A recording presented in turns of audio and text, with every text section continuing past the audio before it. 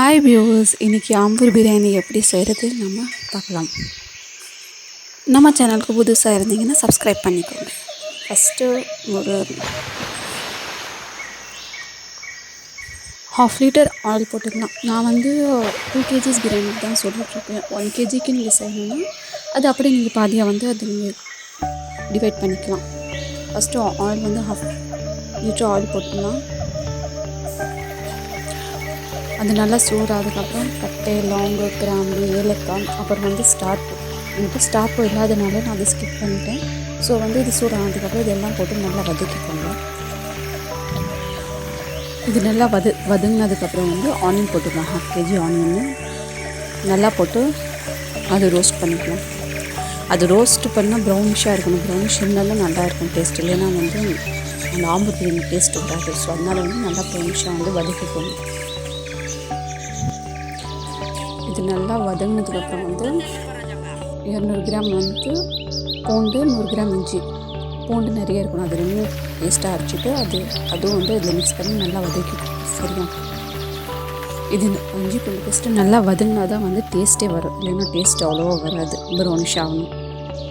Next dry chilli, காஞ்ச மிளகாய் கொஞ்சமாக தண்ணி போட்டு பேஸ்ட் அரைச்சி அது போடணும். ஆம்பூர் பிரியாணிக்கு மீன் காஞ்ச மிளகாய் தான் மெயின்.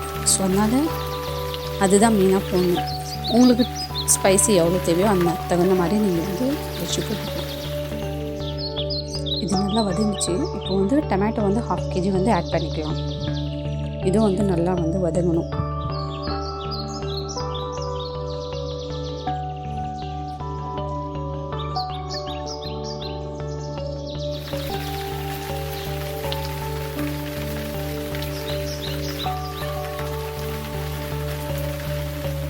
நெக்ஸ்ட்டு ஒரு கைப்பிடி அளவு கல்லுப்பு.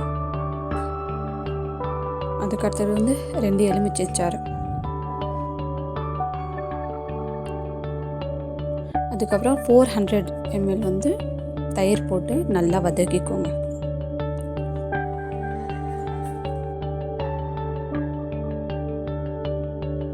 பாருங்கள், நல்லா வதங்கிட்டுருக்கு. நெக்ஸ்ட்டு கொத்தமல்லி, புதினா கொஞ்சம் கொஞ்சமாக போதும், நிறைய போட வேண்டாம்.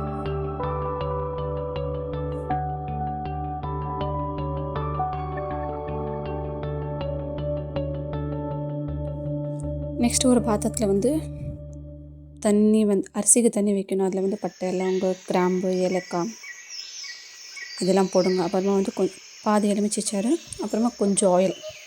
அரிசி ஒன்றுக்கு ஒன்று ஒட்டாமல் இருக்கிறதுக்கு இதெல்லாம் போட்டுட்டு இருக்குது. பச்சை மிளகாய் போடுங்க, கொத்தமல்லி, புதினா கொஞ்சம். இதெல்லாம் போட்டு நல்லா பாயில் ஆன வரைக்கும் இந்த தண்ணி வச்சிடுங்க.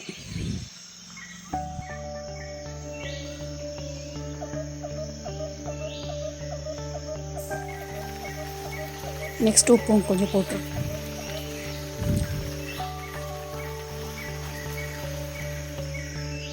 இப்போ பிரியாணிக்கு மசாலா தயார் பண்ணியிருக்கோம். அதில் சிக்கன் நம்ம ஆட் பண்ணிக்கலாம். நான் 2 kg சிக்கன் தான் வாங்கியிருக்கேன். அதை நான் நல்லா ஆட் பண்ணிக்கலாம்.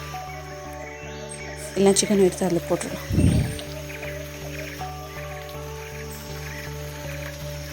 சிக்கன் ஆட் பண்ணிவிட்டு கொஞ்சமாக வதங்கிட்டு 15 மினிட்ஸ் சிம்மில் வச்சிடலாம். இது நிறைய வேகக்கூடாது. இதில் ஒரு 1/2 லிட்டர் தண்ணி மேலே போட்டுடலாம். நான் 1 kgக்கு சொல்கிறேன். 2 kgsக்கு 1 லிட்ரு.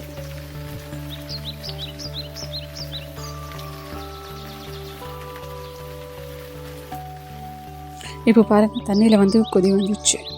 இப்போது அரிசி ஊற வச்சுருந்தேன் ஒரு 1/2 hour. அதை எடுத்து அதில் போட்டுட்டு ஒரு 80% வெந்துடணும். அதுக்கப்புறம் அது எல்லாம் வடிகட்டிட்டு பிரியாணி மசாலாவில் ஆட் பண்ணிடலாம். பாருங்கள், இந்த மாதிரி ஆட் பண்ணிவிட்டு ஒரு 10 நிமிஷம் ஹை ஸ்பீடில் வச்சுட்டு ஒரு 15 மினிட்ஸ் சிம்மில் வச்சிடணும். மூடி வச்சுட்டு லாஸ்ட்டில் ஒரு 10 நிமிஷம் ஓப்பன் பண்ணாமல் அப்படியே விட்டுட்டிங்கன்னா சூப்பரான ஆம்பூர் பிரியாணி ரெடி. டேஸ்ட்டும் நல்லாயிருக்கும்.